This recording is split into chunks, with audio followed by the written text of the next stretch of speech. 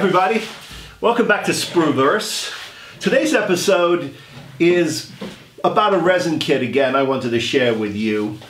Many years ago, in my younger days, I had the privilege of working for Steven Spielberg for 5 years. I was head of his television department, and I produced shows such as Sequest and Earth 2, amongst other things. Great fun. That was also the days when I was developing Doctor Who as well. But I digress. The reason why I bring all of that up is because at Amblin, Steven Spielberg's production company, downstairs was a beautiful model. It was the filming version of the E.T. Phone Home studio model. And it was great fun to see it there in all of its glory on a pedestal with sort of various chaparral around it. It was beautiful. And I often thought, what a great model that would be to have. And of course, lo and behold, cut to today, and there's a couple of versions out there in the market that are available. They're both resin kits. One is from a company called Golden Armor, and the other one is Yay Monster, Y-A-Y, Yay Monster.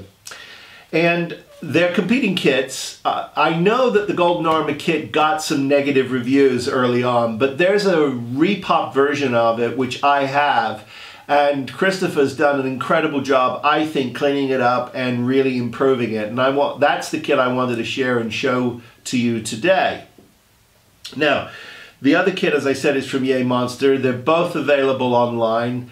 I'm going to leave it entirely up to you which one you choose to go with, but I wanted to share with you Christopher's version because I think he's done a really good job at cleaning it up and improving it. This is also, by the way, the same kit that Lou Del Maso builds on Aztec Dummy. He did it several months ago.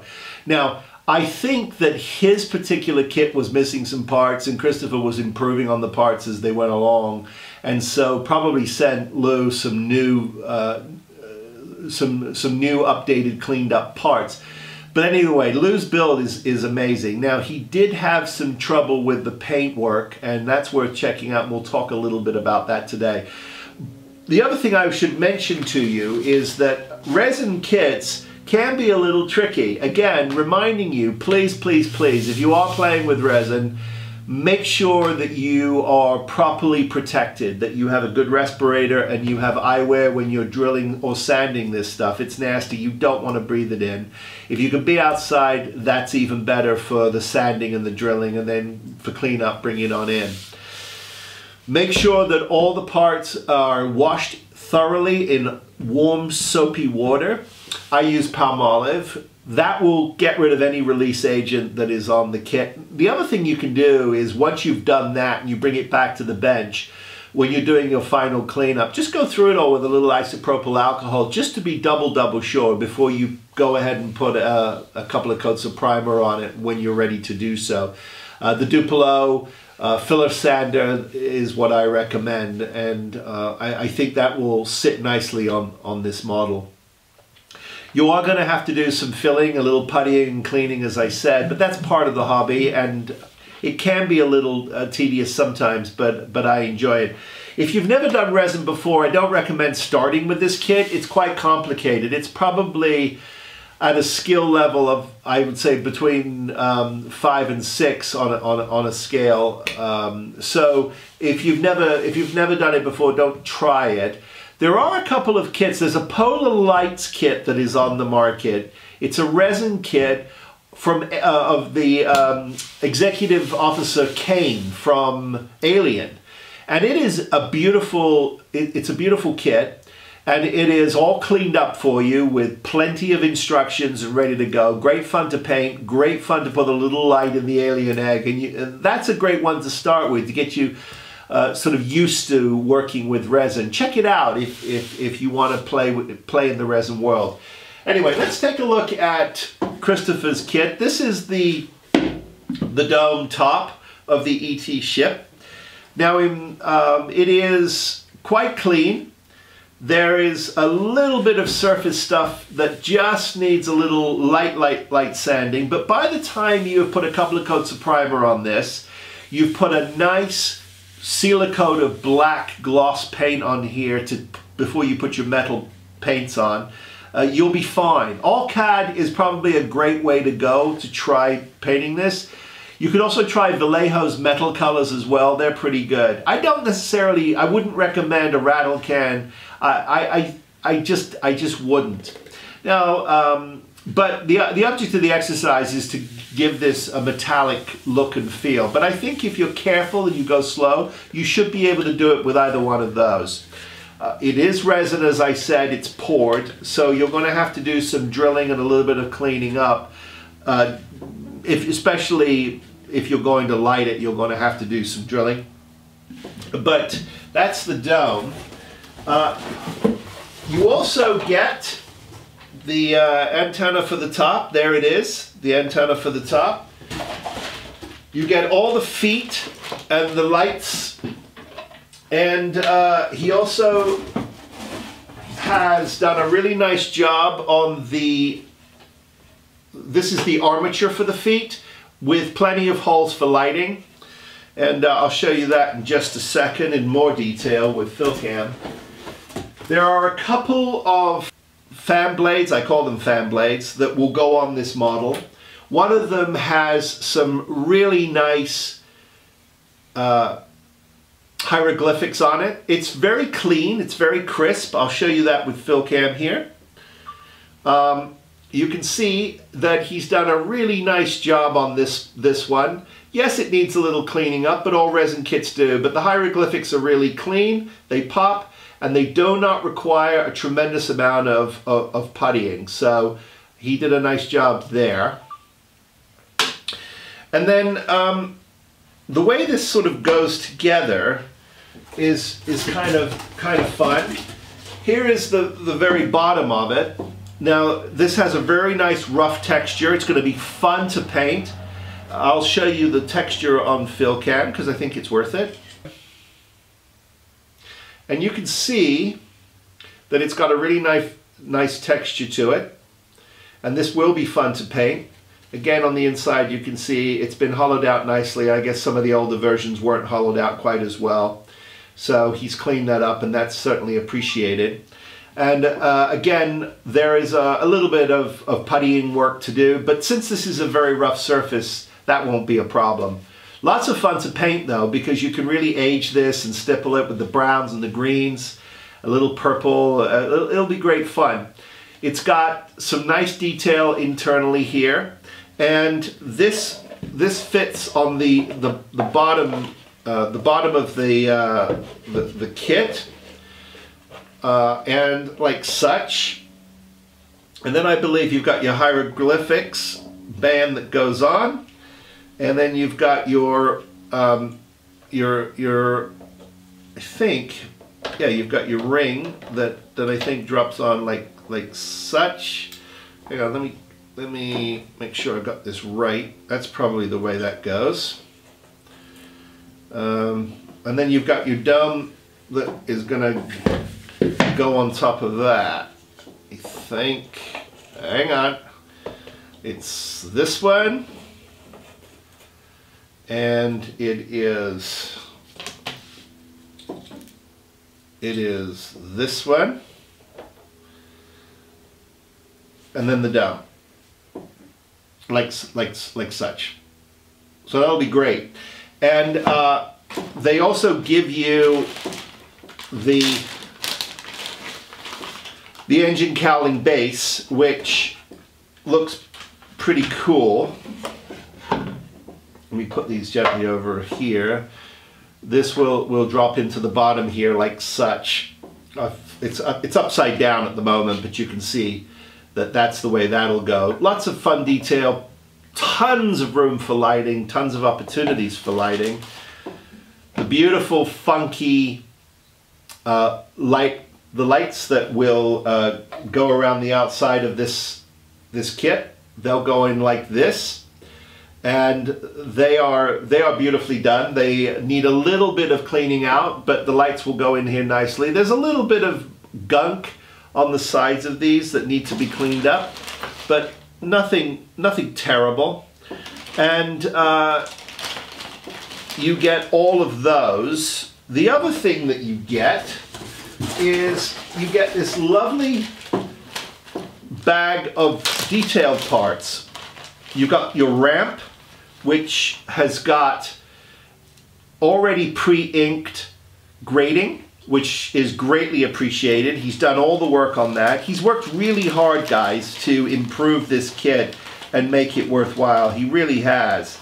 And there's the armature for it too. There's two sides to this, and he's got the frame as well, which goes with it. So, as I said, he's done a really nice job at cleaning this kit up, and it's really appreciated. It's great fun. Lots of details. Even the screens for the lamps and the screens and the screen covers are all here for you. You don't have to figure any of that out. They go like this. So your screen goes on, and then your frame cover will go on like that. I'll show you that on PhilCam so you can see this nice and close. Here it is on PhilCam. And that's just going to be beautiful. And we'll put some warm yellow lights in there, I think, to give that a really nice pop. And when you put this down on the base, it's just going to be, really fun. And lots of color in this too with the lighting. Lots of reds and blues and pinks. So really a sort of a whimsical, colorful spaceship. And I think a real exercise in painting too. So I think you'll really enjoy that. So lots of details. It's all here. You should go through everything and inventory it. I highly recommend that. Make sure that you've got, go through all of your parts. I've actually been through this, but just to show you what you would do, you've got to go through everything, count everything up, make sure you have all of the armatures and you understand how they go together. Now, there are several videos, guys, from Christopher online showing you how this build goes together.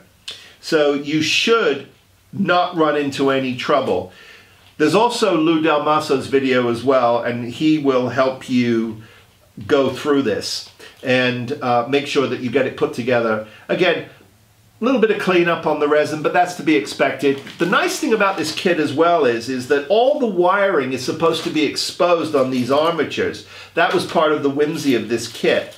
So that is that is fun. I mean, obviously they can be painted and that sort of a thing, but the wires are definitely meant to be seen. So you'll want to check your reference photos, and you'll want to make sure that you get that right. But this should go together quite well. Take your time, be patient, and you'll be fine. Now, the pièce de la résistance about this just gave me an absolute kick.